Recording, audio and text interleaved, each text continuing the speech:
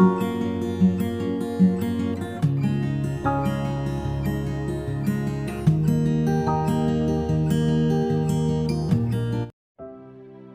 सबको जय मसीह की Bible stories Hindi YouTube channel पर आप सबका स्वागत है। आज मैं आपको हनोक के बारे में बताने वाली हूँ, जिसका वर्णन आपको उत्पत्ति की पुस्तक और उसके 5 अध्याय के 21 से 24 वचन में देखने को मिल जाएगा। इससे पहले प्रियो कि हम वीडियो को शुरू करें, आप हमारी Bible stories Hindi YouTube channel को सब्सक्राइब करना और बेल आइकन को दबाना ना भूलिएगा। तो आइए प्रियो, हम वीडियो को शुरू करते हैं। प्रियो, यह उस समय की बात है जब आदम के पतन के बाद मनुष्य पृथ्वी पर बढ़ने लगे। तब आदम की वंशावली में हनोक का जन्म हुआ, जो आदम की 7वीं पीढ़ी का मनुष्य था। हनोक के बारे में हमें बाइबल में विस्तार पूर्वक नहीं बताया गया है, लेकिन जितना हमें उसके बारे में बताया गया है वह हमारे जीवन के लिए बहुत ही उपयोगी है। प्रियो, बाइबल हमें बताती है कि हनोक जब 65 वर्ष का हुआ तब उसके एक बेटे का जन्म हुआ, जिसका नाम मतुशेलह था। और मतुशेलह के जन्म के पश्चात हनोक 300 वर्ष और जीवित रहा। लेकिन इन 300 वर्षों के विषय में ऐसा लिखा हुआ है कि वह 300 वर्षों तक परमेश्वर के साथ चलता रहा और फिर वह लोप हो गया, क्योंकि परमेश्वर ने उसे देह सहित जीवित उठा लिया। प्रियो, जब आप उत्पत्ति के 5 अध्याय को पढ़ते हैं तो आप पाते हैं कि यहाँ नूह तक आदम की वंशावली के बारे में बताया गया है। एक और बात जो इस अध्याय में ध्यान देने योग्य है वह है मनुष्य की आयु। उस समय के लोग सैकड़ों वर्षों तक जीवित रहते थे। उस समय अधिकतर लोगों की आयु 300 से 900 वर्ष तक रही। और यही नहीं प्रियो, आप यहाँ यह भी देखते हैं कि यद्यपि उनका जीवन लंबा था, लेकिन वह मृत्यु पर ही समाप्त हो रहा था। जहाँ परमेश्वर का पवित्र आत्मा हमें यह बताने का प्रयास कर रहे हैं कि उस समय की दुनिया एक ऐसी दुनिया थी जहाँ मानव जीवन लंबा और कठिन था। मनुष्य जाति अदन की वाटिका के पूरे आनंद को खो चुकी थी और समय के साथ साथ दिन प्रतिदिन भ्रष्ट और अनैतिक होते जा रही थी। और इसी भ्रष्ट तथा पतित संसार में हनोक का जन्म हुआ। प्रियो, यहूदा की पत्री और उसके 14 और 15 वचन में हनोक के बारे में ऐसा लिखा हुआ है कि हनोक जो आदम से 7वीं पीढ़ी में था, इनके विषय में भविष्यवाणी की। देखो, प्रभु अपने लाखों पवित्रों के साथ आया कि सबका न्याय करे और सब भक्तिहीनों को उनके अभक्ति के सब कामों के विषय में जो उन्होंने भक्तिहीन होकर किए हैं और उन सब कठोर बातों के विषय में जो भक्तिहीन पापियों ने उसके विरोध में कही है, दोषी ठहराए। इस वचन में सबसे महत्वपूर्ण बात यह है कि हनोक एक भविष्यवक्ता था जिसने उस समय के अधर्मियों के लिए न्याय की बात की। यह वचन हमको बताता है कि हनोक के समय में भी संसार दुष्ट बन चुका था, लेकिन उस दुष्ट संसार में भी हनोक परमेश्वर के साथ साथ चलता रहा। नूह के समय में जो जल प्रलय आया वह परमेश्वर के भयानक न्याय का परिणाम था और प्रतीक भी। लेकिन इससे पहले कि परमेश्वर नूह के समय सारी पृथ्वी को जल प्रलय से नाश करता, परमेश्वर ने 300 साल तक उस समय के अधर्मियों को हनोक के द्वारा चेतावनी दी। प्रियो, यहाँ हमें एक बात सीखने को मिलती है कि उस समय में भी लोग दुष्ट, पापी तथा अनैतिक थे। बुराई चारों तरफ थी। और इससे भी बढ़कर जो बात हम देखते हैं प्रियो, कि उस समय के लोगों के पास परमेश्वर का वचन नहीं था, लेकिन फिर भी हनोक ने अपने आप को परमेश्वर के भय में बनाए रखा। हनोक आदम से 7वीं पीढ़ी का था और जितना उसने अपने पूर्वजों से परमेश्वर के बारे में सुना होगा, उसने उन बातों पर विश्वास करके अपने विश्वास को परमेश्वर पर बनाए रखा। प्रियो, आज हमारे पास परमेश्वर का जीवित वचन है। एक से एक प्रचारक है जिनसे हम परमेश्वर के वचनों की शिक्षा पाते हैं, लेकिन फिर भी हम विश्वास में डगमगा जाते हैं। उस समय के लोगों के पास कोई लिखित प्रमाण नहीं था जो उन्हें परमेश्वर के बारे में बताता, लेकिन फिर भी हनोक ने जाना कि कोई है जो इस दुनिया को चला रहा है और उसने उस परमेश्वर के विषय में जो भी बात जानी उस पर विश्वास करके उस पर चलता गया। क्या हम अपने जीवन में परमेश्वर के विश्वास में बने हुए हैं? बाइबल हमको यह बताती है कि विश्वास बिना उस परमेश्वर को प्रसन्न करना अनहोना है। आज हमारे पास ढेरों प्रमाण हैं जो हमें सच्चे और जीवित परमेश्वर के बारे में बताते हैं, लेकिन सवाल यह है कि क्या हम उस पर विश्वास करते हैं? प्रियो, नए नियम में हमें हनोक का एक और संदर्भ दिखने को मिलता है जो इब्रानियों के 11 अध्याय में है, जहां पर विश्वास के नायकों के बारे में बताया गया है, जहां पर इस प्रकार से लिखा हुआ है कि विश्वास ही से हनोक उठा लिया गया कि मृत्यु को ना देखे और उसका पता भी नहीं मिला, क्योंकि परमेश्वर ने उसे उठा लिया था और उसके उठाए जाने से पहले उसकी यह गवाही दी गई थी कि उसने परमेश्वर को प्रसन्न किया था।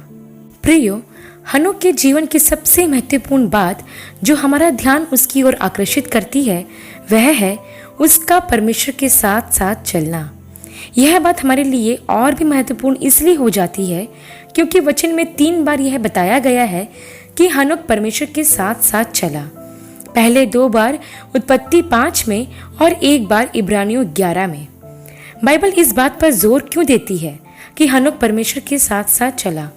हमें इसे जानना बहुत ज़रूरी है क्योंकि यह हमारे लिए भी बहुत महत्वपूर्ण है। प्रियो, जब हनोक 65 वर्ष का था तब उसका बड़ा बेटा मतूशेलह उससे पैदा हुआ और वचन में लिखा हुआ है कि मतूशेलह के जन्म के पश्चात हनोक 300 साल परमेश्वर के साथ साथ चलता रहा। इसका मतलब मतूशेलह के जन्म से पहले हनोक का 65 साल का जीवन परमेश्वर से दूर ही रहा होगा। उन 65 सालों में क्या हुआ था हम नहीं जानते, लेकिन बाइबल हमें इतना बताती है कि मतूशेलह का जन्म हनोक के लिए एक टर्निंग पॉइंट था, जिसके बाद वह 300 साल तक परमेश्वर के साथ साथ चला और उसके बाद वह उठा लिया गया और लोप हो गया। अब आप लोगों के मन में यह सवाल आ रहा होगा कि परमेश्वर के साथ साथ चलना इसका अर्थ क्या है?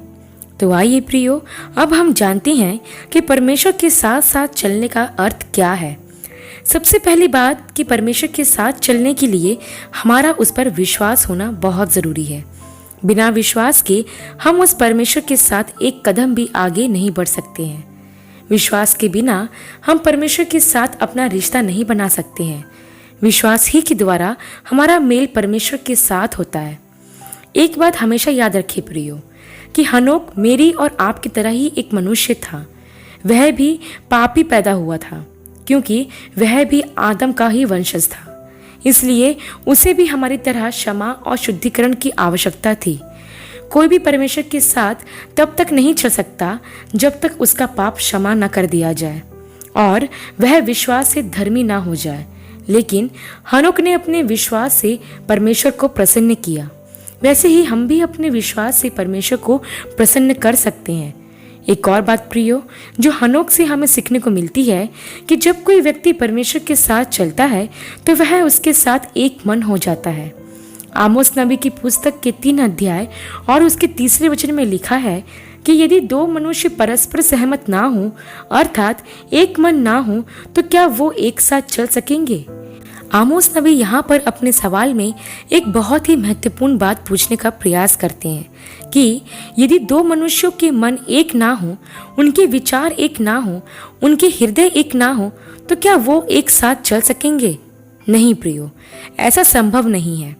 दोनों को एक साथ चलने के लिए ना सिर्फ उनके मन, विचार और हृदय का एक होना जरूरी है, बल्कि उनके उद्देश्यों का भी एक होना बहुत जरूरी है। तब ही वो उस दिशा में एक साथ आगे बढ़ सकेंगे। जब हम अपने मन को परमेश्वर के मन के जैसा बनाते हैं तब उसका उद्देश्य भी हमारा उद्देश्य बन जाता है। परमेश्वर के साथ एक मन होने का मतलब है कि जैसे परमेश्वर सोचते हैं वैसे सोचना, जैसे परमेश्वर बोलते हैं वैसे बोलना। जब कोई व्यक्ति परमेश्वर के साथ एक मन हो जाता है तो जिस बात से परमेश्वर को दुख होता है उस बात से उसे भी दुख होगा, और जिस बात से परमेश्वर को खुशी मिलती है उस बात से उसे भी खुशी होगी। इसलिए प्रियो, यदि आप परमेश्वर के साथ चलना चाहते हैं तो ना सिर्फ आपको उस पर विश्वास रखना है बल्कि आपको परमेश्वर के साथ एक मन भी होना होगा। एक और बात प्रियो कि आप किसी ऐसी व्यक्ति के साथ नहीं चल सकते जिसे आप नहीं जानते हो।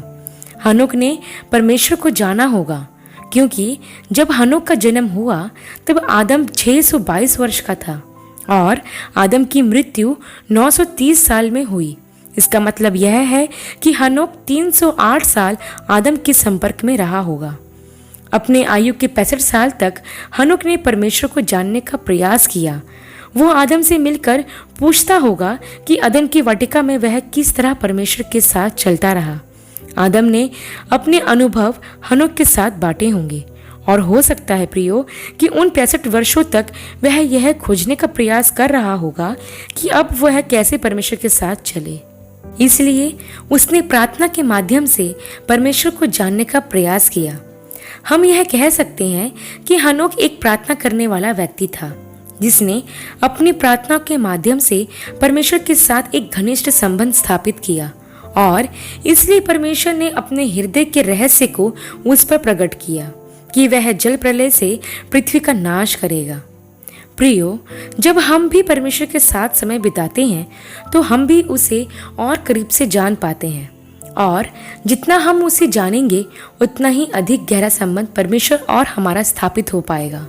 और जब परमेश्वर के साथ हमारा घनिष्ठ संबंध स्थापित हो जाता है तब परमेश्वर अपना रहस्य हम पर प्रकट करते हैं।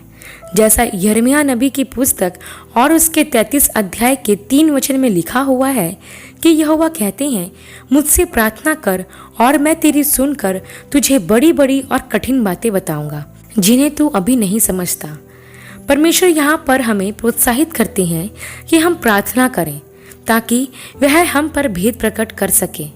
प्रियो, हनोक कभी कभी परमेश्वर के साथ नहीं चला, लेकिन बाइबल हमें बताती है कि वह 300 साल तक परमेश्वर के साथ चलता रहा।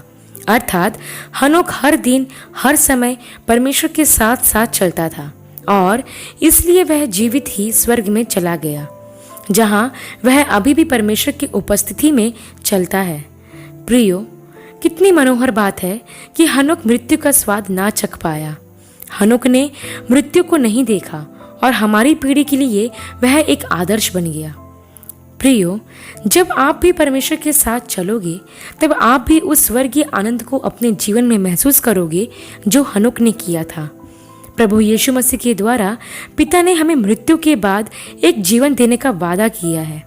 ऐसा जीवन ना जिसमें कोई पीड़ा होगी ना कोई शोक होगा, क्योंकि वह हमारी आंखों से सब आंसू पोंछ डालेगा। हमें एक ऐसे राज्य को देने का वादा किया गया है जहां हम उसके पवित्र उपस्थिति में अनंत काल तक रहेंगे। हनोक हमें यह सिखाने का प्रयास करते हैं कि जब तक हम परमेश्वर के साथ नहीं चलेंगे तब तक हम उसके राज्य में प्रवेश नहीं कर सकते हैं। अर्थात परमेश्वर के राज्य में प्रवेश करने के लिए हमें उसके साथ साथ चलना बहुत जरूरी है। प्रियो, यदि आप संसार के साथ चलोगे तो आप संसार के साथ ही रह जाओगे और यदि आप परमेश्वर के साथ चलोगे तो वह आपको अपने साथ अपने राज्य में ले जाएगा। तो अब निर्णय आपको करना है कि आप किसके साथ चलना चाहते हैं। आशा करती हूँ प्रियो, हनोक के जीवन पर किया गया यह अध्ययन आपके लिए आशीषमय रहा होगा। अगली वीडियो में एक नए विषय के साथ आप सबसे फिर मुलाकात होगी। तब तक के लिए आप सबको जय मसीह की।